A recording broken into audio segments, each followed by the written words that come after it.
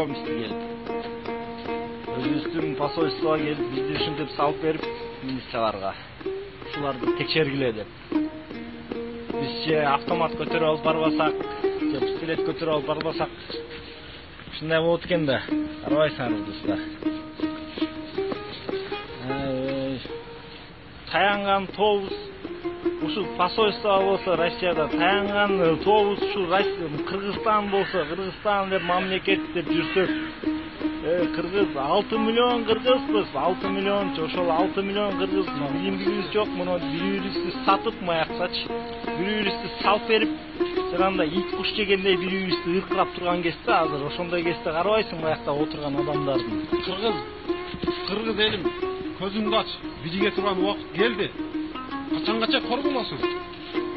Качангаcha бири-бириңди сатып, бири-бириңди ушинтип бирөөнүн эли жеринде намысыңызды жерге таштап, кыргыз деген намысты бийик көтөрөлү, кыргыз элим биригели. Бийикпесек болбой калды.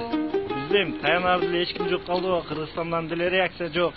Биякта бүт эле костюм кийип алгандар, сен костюм кийгенге эрте, сен азырчы сен алтын костюмду чеч, маякта кызың бусулуп жүрсө, маякта кыргызың кор болуп атса, каякта костюм кийип кычыранып жүрөсүң? Миллионериң гана, миллиардериң гана, звездаларың гана, мен деген спортсмендер гана кыргыз үчүн күйгөндөр.